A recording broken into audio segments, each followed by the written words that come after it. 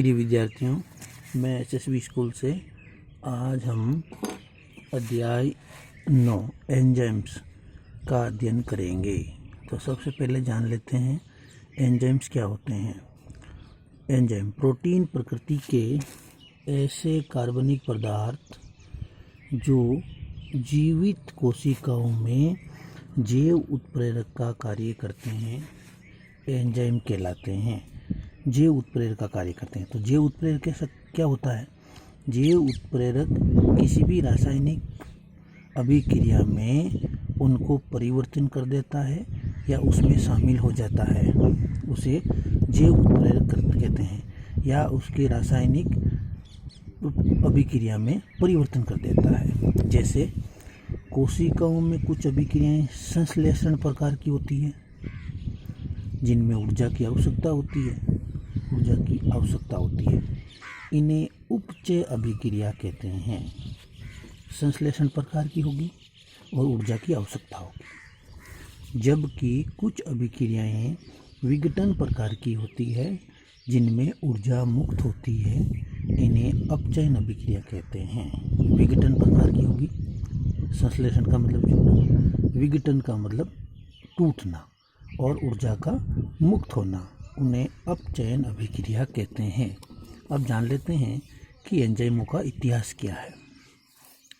Enzyme की जैव उत्प्रेरक के रूप में पहचान बर्जीलियस ने 1835 में की। बर्जीलियस नाम के वैज्ञानिक ने सर्वप्रथम जैव उत्प्रेरक के रूप में एंजाइमों की खोज की, पहचान की 1835 में। उसके बाद में देखिए, एडवर्ड बुकनर ने सर्वप्रथम यीस्ट की कोशिकाओं से जाइमेज नामक एंजाइम जटिल को खोजा। फिर उसके बाद में बुकनर आए, उन्होंने किण्वन क्रिया यीस्ट से जाइमेज नामक एंजाइम जटिल को खोजा। एंजाइम शब्द का सर्वप्रथम प्रयोग विली कुहू ने, और इस शब्द का सर्वप्रथम प्रयोग करने वाले वैज्ञानिक थे विली कुहू ने, जिन्होंने 1878 में यीस्ट विलयन के किण्वन के लिए किया था। और जेबी सुमनर ने सर्वप्रथम यूरिएज एंजाइम का विशुद्ध क्रिस्टलीय रूप प्राप्त किया। शुद्ध नहीं था, विशुद्ध। सुमनर, नार्थ्रोप तथा स्टेनलो को प्रोटीन संबंधी कार्य के लिए, इन दोनों वैज्ञानिकों ने जब प्रोटीन संबंधी कार्य किया तो 1947 में नोबेल पुरस्कार से सम्मानित किया गया। जो आपको पता है संसार का सबसे बड़ा प्राइज होता है, पुरस्कार होता है, वो उनको दिया गया।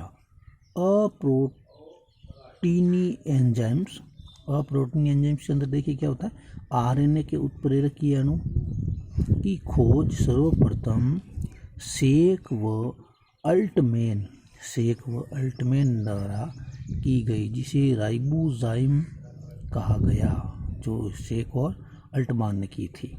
एंजाइम की संरचना, अब जान लेते हैं एंजाइम्स की संरचना। सभी एंजाइम प्रोटीन होते हैं, परंतु सभी प्रोटीन एंजाइम नहीं होते हैं। सभी एंजाइम तो प्रोटीन होते हैं, लेकिन सभी प्रोटीन एंजाइम नहीं होते हैं। अधिकांश एंजाइमों में मुख्य घटक प्रोटीन के साथ साथ अन्य अप्रोटीन पदार्थ भी पाए जाते हैं, जो प्रोटीन भाग की क्रियाशीलता के लिए आवश्यक होते हैं। इस प्रकार का एंजाइम होलो एंजाइम कहता है। इस प्रकार का एंजाइम होलो एंजाइम या पूर्ण एंजाइम कहलाता है। या तो होलो एंजाइम कहलाएगा या पूर्ण एंजाइम्स कहलाता है। होलो एंजाइम स्टार में देखिए, होलो एंजाइम का प्रोटीन वाला भाग, एपो एंजाइम तथा अप्रोटीन वाला भाग सहकारक, जिसको कोफैक्टर कहते हैं, कहलाता है। कोफैक्टर को फिर तीन भागों में बांटा गया है। ये पूरा जो होलो एंजाइम है, इसका ये जो भाग है, ये प्रोस्थेटिक समूह होता है और ये एपो एंजाइम्स होता है। अब प्रोस्थेटिक समूह क्या है? देखिए, अप्रोटीन भाग एपो एंजाइम से अनुबंधित रहता है। अप्रोटीन भाग एपो एंजाइम से अनुबंधित रहता है, जैसे साइटोक्रोम के अंदर होता है। दूसरा, सह एंजाइम अप्रोटीन भाग एपो एंजाइम से ढीले अथवा आसानी से पृथक होने योग्य तथा पुनः संलग्न होने योग्य होते हैं, जो सह एंजाइम कहलाते हैं, जैसे कि डीएनए।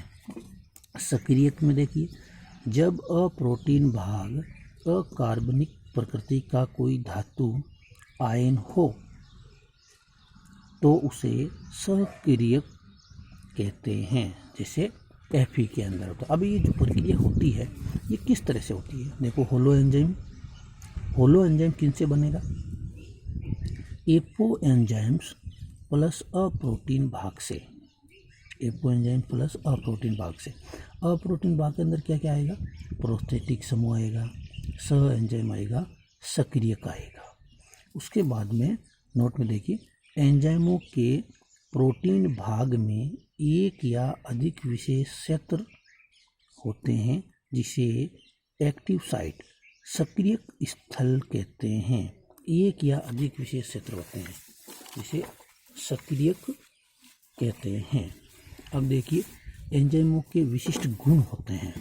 एंजाइमों के विशिष्ट गुण, जैसे श्वसन के लिए आवश्यक एंजाइम को माइटोकॉन्ड्रिया में पाए जाते हैं, जबकि प्रकाश संश्लेषण के लिए आवश्यक एंजाइम्स क्लोरोप्लास्ट के अंदर विद्यमान रहते हैं। इनके विशिष्ट गुण के बारे में देख लेते हैं। प्रोटीन प्रकृति में देखिए, रासायनिक रूप से प्रोटीन होते हैं। रासायनिक रूप से प्रोटीन प्रकृति के अंदर, भौतिक प्रकृति के से नहीं, रासायनिक रूप से। दूसरा देखिए, कोलाइडी प्रकृति, यह अभिक्रिया तीव्र दर से संपन्न होती है। कोलाइडी प्रकृति होगी तो जो अभिक्रिया होगी वो बहुत तेज होगी। तीसरा देखिए, विशिष्ट सामान्यतः 4 प्रकार की होती हैं। इसके अंदर जो विशिष्टता होती है वो 4 प्रकार की होती है। 4 प्रकार की कौन कौन सी? निरपेक्ष विशिष्टता, इस प्रकार की अभिक्रिया को उत्प्रेरित करते हैं और ये होता है यूरिएज के अंदर। ये अभिक्रिया उत्प्रेरित, उनको उत्तेजित अवस्था में, तेज अवस्था के अंदर लाती है। उसकी विशिष्टता देखिए, समूह विशिष्टता, जो एक समूह के अंदर रहती है, जैसे हेक्सोकाइनेज के अंदर होता है। तीसरी देखिए, बंध विशिष्टता, और ये होती है राइबोन्यूक्लियस के अंदर बंध विशिष्टता पाई जाती है।